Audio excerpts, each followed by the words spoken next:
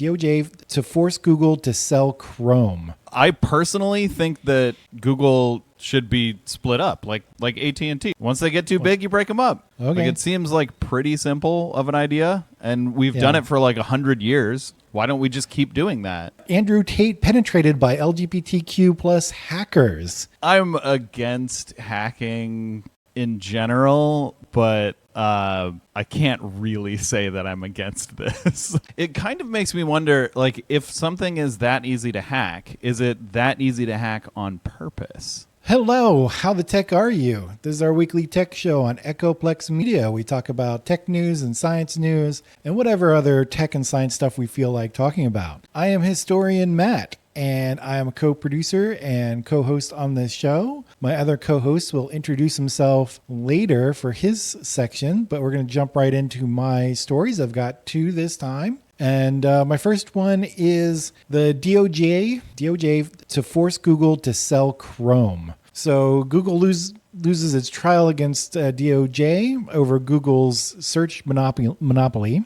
There are a number of remedies that are proposed by the DOJ. The most controversial is for Google to sell Chrome. How does selling Chrome have anything to do with Google's search monopoly? Well, we'll have to talk about that a bit, but selling Chrome along with another remedy can keep Google from making Google the default search engine on Chrome. Google will also be banned from making default deals with other browsers and device makers. So default deals refer to deals Google made with these browsers and device makers to make Google the default search engine. So that's how it all comes together. Google will also be required to fund an education program to show people how to switch to other search engine. So this is all fine and dandy and everything, but now that Trump will be in office, he will be the new president. He may stop the sale of Chrome because Trump has signaled that there may be more fair ways to end Google's monopoly without selling Chrome. What do you think, HK?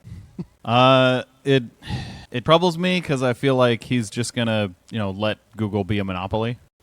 Yeah. I personally think that Google should be split up, like AT&T, right? Back when AT&T was, this big monopoly that held basically everyone's phone service, we split it up. And after we split it up into the baby bells, as they were called, innovation in phone service took off. You had all these smaller companies actually competing for to be the best product rather than this one monolithic company being a monopoly. And I feel like Google right now is doing the same thing. When's the last time they innovated with Android or even Chrome for that matter? What are you talking about? They innovate all the time. There's constantly new stuff coming out, new versions. That are I guess innovative. The last time they did it was when they put AI in it, so they made it worse. That's right. It's AI. It's got to be innovative. Yeah, that's what counts for innovation today is just shove AI in it where it doesn't belong. So the only problem with breaking them up and the baby bells is AT&T is broken up and they became the baby bells, and then a few decades later they combined back into, at least it's not just one monopoly, but there's a few of them still around, but it's still an oligopoly of so break them up again. Number. Once they get too big, you break them up. Okay. It seems pretty simple of an idea, and we've done it for 100 years. Why don't we just keep doing that? Yeah. Why is that controversial? Companies shouldn't be too big. They shouldn't own everything. And phone innovation has stagnated again, even though there's definitely some ways that they can, fix their network. But I know people would probably claim that there's not really anything innovative in the phone network anymore. But I would disagree with that. So, it seems like breaking up Google completely because it does so many different things would make sense. But unfortunately, I feel like a lot of those things would not work anymore, would fail.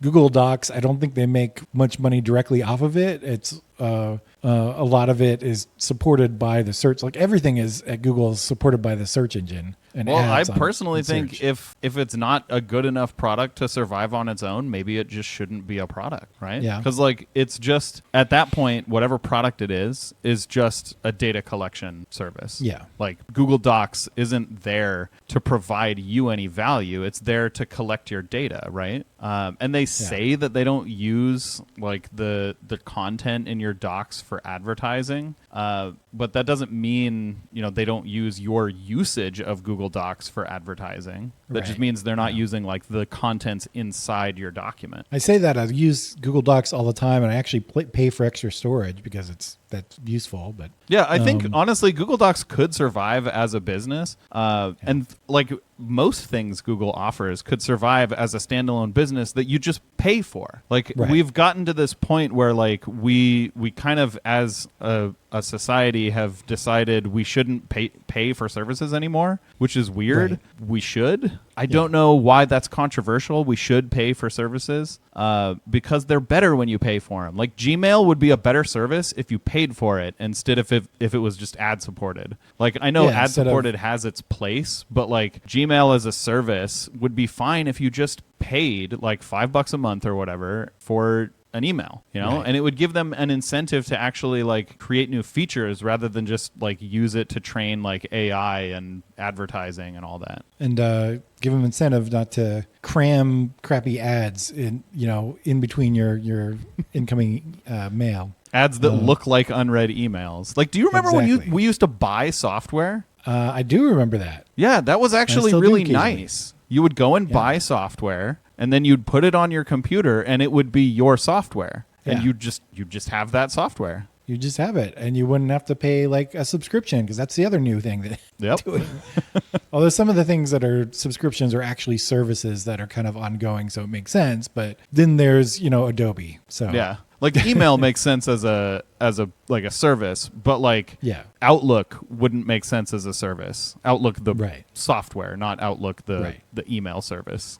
Yeah. I guess that's a bad example because Outlook actually does refer to both things. But anyway, you know what I mean. So, all right. So what you got next? That's what I got there. So my next one is a fun one that I had to talk about because, it's just funny. But Andrew Tate penetrated by LGBTQ plus hackers. What am I talking about? Well, the real world website run by the self-proclaimed misogynist and alleged sex trafficker and rapist Andrew Tate was hacked by hacktivists who posted LGBTQ plus stuff all over the website.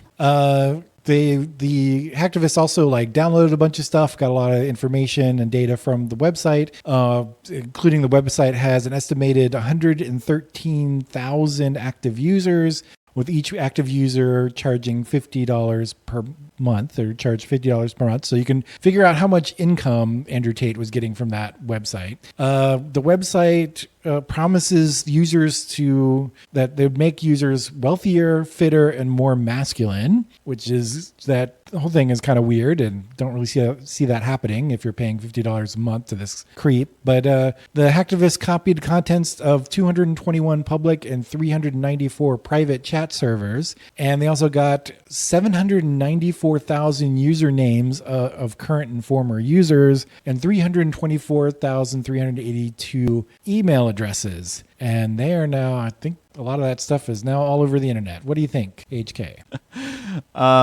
I'm against hacking in general, but I can't really say that I'm against this. It's a good Couldn't have thing. happened to a better guy, right?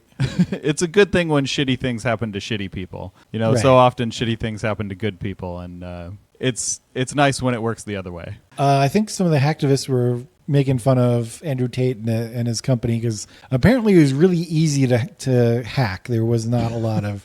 They left some stuff, and apparently this is the second time something like that happened. They apparently had a MongoDB database that was just open to the internet. You just connect and all their data was there, but eventually they closed that. That is not this hack. This one they were able to get through their services. I don't remember the details, but apparently it was not well secure either, with stuff being accessible from the internet. But yeah, that's pretty funny. It kind of makes me wonder, like, if something is that easy to hack, is it that easy to hack on purpose? You know, is there maybe someone working for Andrew Tate that kind of wants him to be hacked, maybe? No, I think it's more likely if you're working for a guy like Andrew Tate, you probably are incompetent. So yeah, true. Yeah, there's that saying. I think that's much more likely to be the case. Never attribute to malice what can be perfectly explained by ignorance. Yes. Yeah. That whole thing. But yeah, it also it doesn't surprise me, but it kind of saddens me to know that like Andrew Tate is making millions of dollars off this like grifter university thing where he just like there's a bunch of sad men who think that paying Andrew Tate $50 a month will make them better men. And I hate to break it to you guys, but it won't. It will actually make you a worse man. Like, I wish that like guys like this thought about like what these kind of services do to themselves. Like if they thought like maybe how many friends did you have before this service and how many friends do you have now? And like, is that indicative of this service changing your personality and maybe making you someone that people don't want to be friends with? You know, because I know a lot of guys who kind of fell down this type of rabbit hole. You know, I knew them when they were younger and they were like perfectly fine guys, and then they kind of joined this like manosphere kind of, you know, manosphere adjacent thing on the internet where it basically teaches you to be a shitty guy. Yeah. Right? Like it teaches you that like the worth of women is only in like trying to get them to sleep with you or trying to get them to date you, and that like the way to do that is like have you heard of like the pickup artist thing? Yeah. Like there's this one concept of, it's called negging. It's like basically insulting a woman until she sleeps with you. And that's like appalling. Like if you want someone to sleep with you, that might work if you're like out at a bar and like you find a woman who maybe has like lower self-esteem or something. But like, is that your goal? Should that be your goal? Do you just want to get your dick wet? Like, don't you want to be a happy person with like a happy life? Like, I mean, there's people a lot who of are controversy happy don't do that. Yeah, I mean, there's a lot of controversy over the whole negging thing and what it really means. Some people claim that that's not really what you're trying to do, but I don't really want to go into that argument or talk about that here because somebody like Andrew Tate probably that's exactly what he means. If he, I don't know, I know he was promoting some sort of like pickup artist like thing. I don't know if he actually called himself that or not, but it was very misogynistic and definitely would make you a bad person if you tried to follow him. Yeah, follow what he was doing. Like one of the most telling things is like the guys that followed this kind of stuff, they never have any friends who are girls. Yeah. Like, you know, women friends. All the women they know, like either they'll date a woman for a little while and it usually doesn't work out, or they just have like acquaintances and coworkers who are women, but no women want to be their friends because they're just shitty to women. Like these kind of courses just teach you to be shitty to women, and you know it doesn't work, and I think it doesn't work on purpose. I think that these guys want men like this to be more secluded from society and to be more secluded from, you know, what their true goal is, to get with women.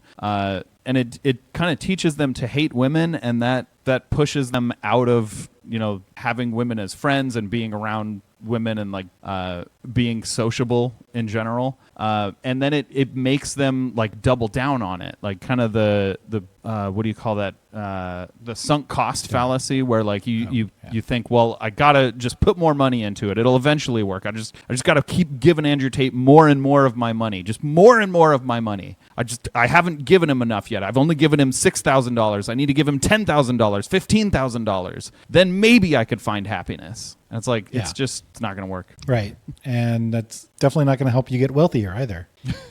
Yeah, definitely. Yeah. You'd probably have a better chance just going to like a casino and gambling that money away. Yeah, at least like casino, there are odds that you could make the money back, right? Or could win something. Thank you for joining us for How the Tech Are You? We try to do this show every week, and we put it out on in multiple segments on YouTube. If you'd like to check out our other shows, you can do that at echoplexmedia.com. And if you'd like to support us, you can do that at patreon.com/echoplex, or you can buy our swag at eplex.store. And don't forget to like the video and subscribe to the channel. And there's going to be another video right on the screen in one of these two locations. I don't remember which one. And you should click on that. Have a great tech and week.